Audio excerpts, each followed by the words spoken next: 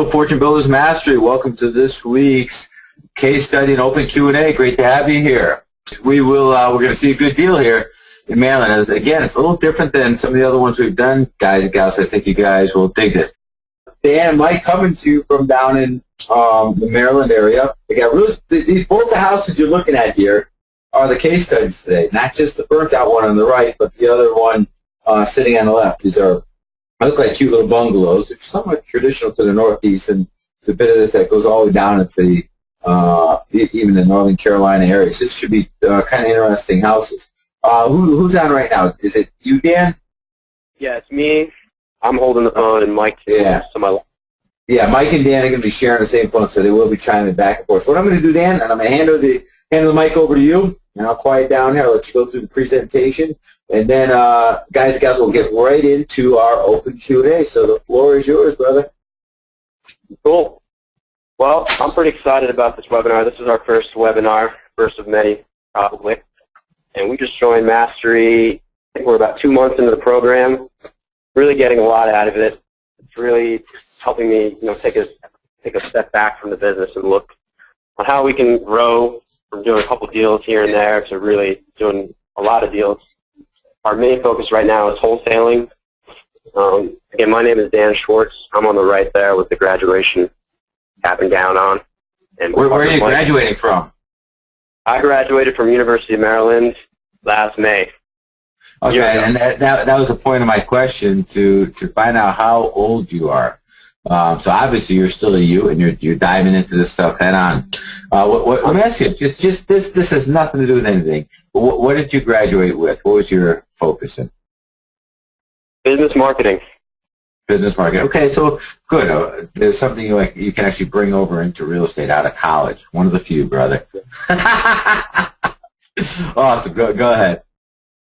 Yeah, totally. Marketing has definitely helped me with this business, because that's pretty much all we're doing is marketing.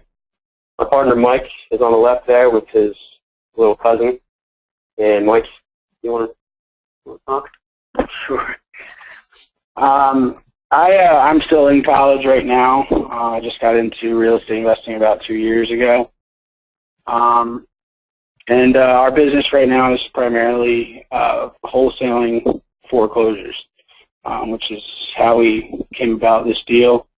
And let's just move on to and talk about the actual deal. You want to tell them about this first thing one? Yeah. So yeah, both of these houses actually we had under contract at the same time. The one on the left was an REO deal that came about through we have a system for making a lot of offers on REOs. We're kind of products of the REO Rockstar system. So I think you can tell by the snow on the ground, this was back in January. And we had an offer in on this at $30,000 at one point. They flat out rejected it. And I think 3 or 4 weeks later, we made that same offer. Our agent made the same offer for us. They countered at like 37. We stood firm at 30, and they said, okay. So we had this under contract at 30. We knew the ARVs in this neighborhood. This was kind of our target area, target zip code. We knew the ARVs in this area were around, between 150 and 170K, depending on how much work you're going to put into it. And we thought it would be really easy to move it at 39.9. But it turns out it wasn't that easy to move it at 39.9. Luckily, we were able to network with some wholesalers that helped us, get the word out about this property. Since we're only in business about 6 months, our buyers list isn't really that extensive yet. We do have some buyers, but we don't have all of them. So the spread here was 9.9, and we split that with our wholesaler friend Terry Royce. So we ended up getting $4,950 on this. It took us about 2 weeks. And we actually found our buyer at the last minute for this deal. Our partner Terry Royce, we call him Kobe Bryant because he always comes in clutch. He's closed about 4 or 5 of our deals for us. So that was the REO transaction. And when we were walking around this property, the property itself is not in good condition. It smells like cat urine in there, and it just needs a full renovation. But next door was this dump. Had burned down about a month and a half prior to us walking through the property on the left. And we figured it would be much easier to sell the REO if we knew that this property was in the right hands of someone who was going to fix it up at the same time that the REO is going to get fixed up. So we decided to do some research on this property, and Mike, you want to tell them about how we did that? Truth be told, with this property, the day we went out there and got the pink house accepted, our REO deal accepted, we were excited about it. We were walking around. The numbers looked good. And Dan was really upset with this nasty house next door. And actually, when we left the property that day, Dan was talking in the car about how we needed to get out of our contract because there's no way we're going to sell this place next to this huge burnt dump next door. Yeah, it smells really bad. So after we looked at these properties, though, we drove straight to Starbucks. We looked at the property. We looked up the owner's information on tax records. Called up, got his number from White Pages, called the owner up, asked him if he was interested in selling.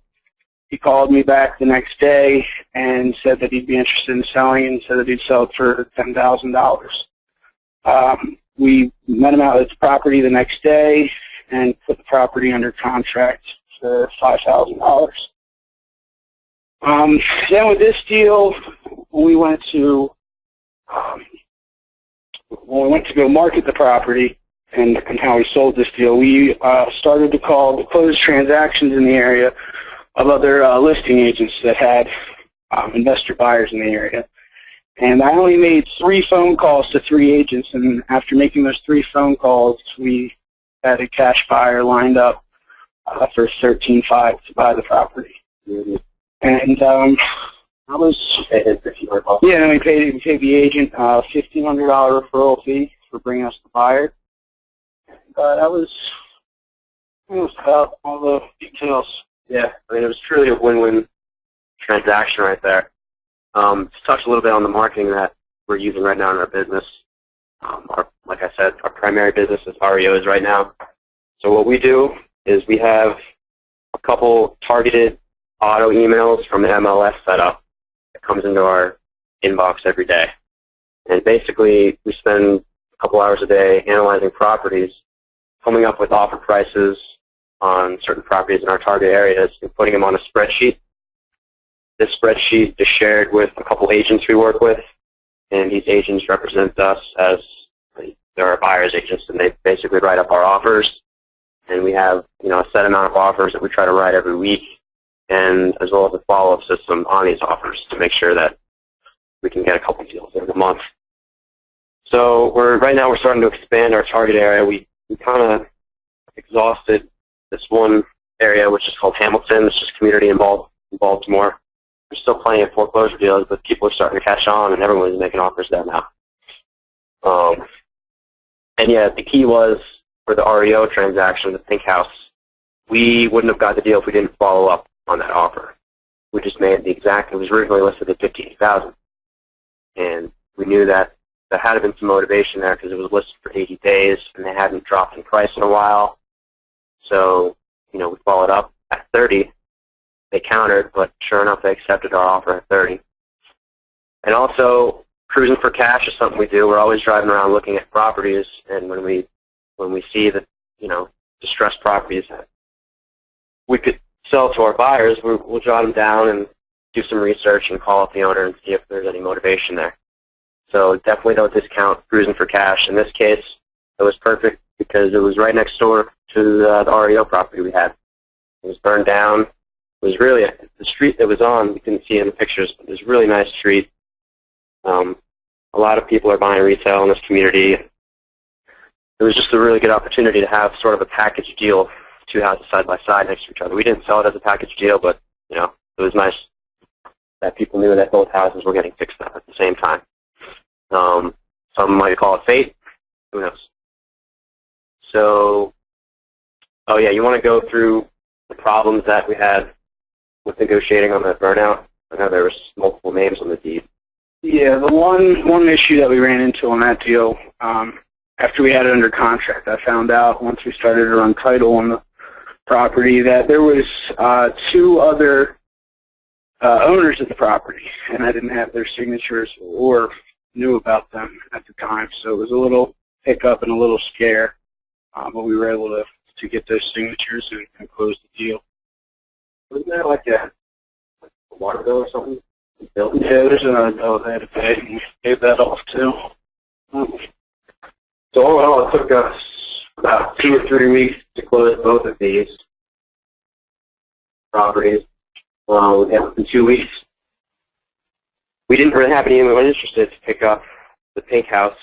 It needed a lot of work. The numbers were a little tight. A lot of our buyers are very picky and like to make the big spreads. There was a spread on this, but it was, it was tighter than usual. So we didn't really have anyone interested. We really had no offers in at this point. So we called up the big guns.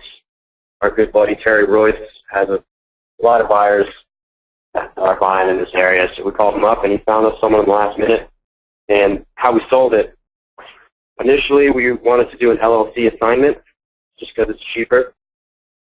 But this particular buyer didn't want to purchase an entity. He just wanted to, buy it outright. So we executed a double closing with our title agent in Baltimore here using the end buyer's funds. So it was a simultaneous closing. We had no money up. There's actually a video. I documented the whole transaction process on YouTube. If you want to go to youtube.com/equitymerchants, you'll see a video in there of me at the closing table just talking about the transaction. It's cool because when you do the simultaneous closing using the end buyer's funds, you actually have a check that you're writing to the bank for whatever price you had. I think it was for $30,000. We had to check the bank for $30,000, which I thought was neat because we didn't have any money on the deal except for the earnest money deposit, of course. And for 57 Fair Oaks, basically we just used, we did a reverse search on the MLS to look for all the recent cash transactions, which there are a lot of in this neighborhood. And like Mike said, within 3 calls, we had an agent that immediately knew a client of his that would buy the property, and in a couple of days, we had it under contract with them, and it's a win-win situation because the agent got paid, we got paid. The seller got his insurance check and got rid of this burnt-down house, and our new buyer has a nice big property with plenty of equity in it. I'm not sure what he's doing. I actually drove by it the other day. He hasn't started working on it yet. We don't know if he's going to tear it down or just renovate it. So takeaways. When you're walking through your wholesale deals or looking at properties, definitely take note of the surrounding area, the surrounding houses, what street it's on. That all factors into play when you're trying to sell a house to an interested buyer. Don't take driving for dollars for granted. Always put your opportunity goggles on and notice opportunity when you drive by it. I'm starting to make a habit of, I have a little recording device where I record the address of houses that I drive by. Then you have to just take the next step and do research. Definitely get to know the other wholesalers in your city. There's no point in wasting their buyers list. Definitely leverage other wholesalers' buyers if you're just starting out or just don't have a lot of interested buyers for your properties. Chances are they'll be able to help you out. You can work a deal with them. In this case, we split the profits 50-50. And timing was everything. If the seller on the burnout property hadn't received his insurance check that week, we don't know if he would have been as motivated to sell it for $5,000. So really, timing was everything. Both of these houses were up for grabs at the same time, and we just happened to be in the right place at the right time. And Mike, do you want to talk about how you're networking with firemen now because of this deal? Yeah. This is the second deal we've had recently that's had fire damage. And I went to high school with a firefighter who's now a firefighter here in Baltimore City. And we have him sending us all the listings of all the addresses of properties that now have fires, usually a couple of days after they happen now. So we're on top of all the fire damaged properties now in Baltimore City. But yeah, I thought that was pretty cool. There's definitely a lot of fires here in Baltimore, and these houses need to get fixed up somehow. So that's where we come into play. MLS research. Do not discount the MLS. If you don't have access to the MLS, I highly recommend networking with some agents and getting access to that, because MLS has all the answers.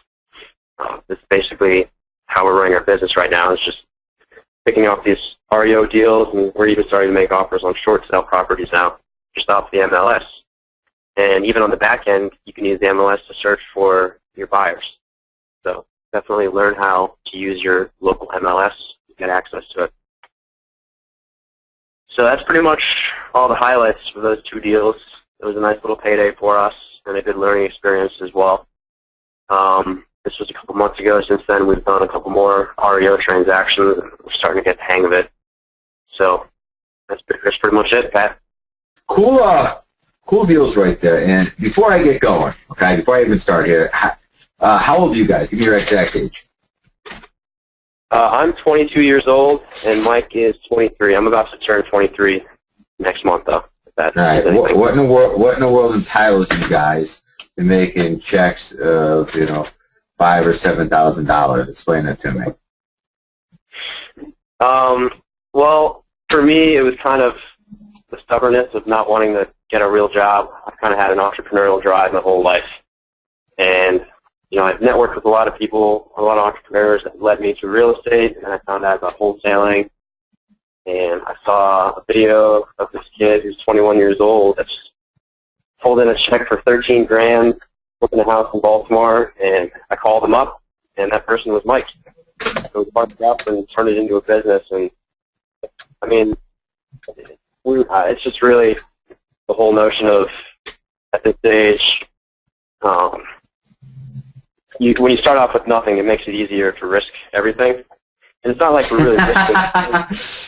In that if you have nothing to risk, there's really no risk. Exactly. But it's not like we're risking everything. We're not losing money on this. It's just like we have time to do it, so we're committed to, you know, doing it successfully. So that's kind of how we got started with it. Okay, so and you kind of in a roundabout way answer my question. Nothing entitled you to it. You just know it's there for the taking, don't you? Exactly. So why not take it? Yeah. Oh, I hear you. And well, the reason I ask is because some people get hung up on that. They don't fully believe that it is there for the taking. Nobody's entitled to it. I'll tell you that right now. Nothing's going to be handed to you here. However, if you commit to going after it, it's going to pay dividends, isn't it? Definitely. I totally agree with that. I mean, at first it wasn't as good as it sounds. It took a while to actually start doing deals, but we didn't give up, and you know, now we're doing deals pretty consistently, so no regret. Cool.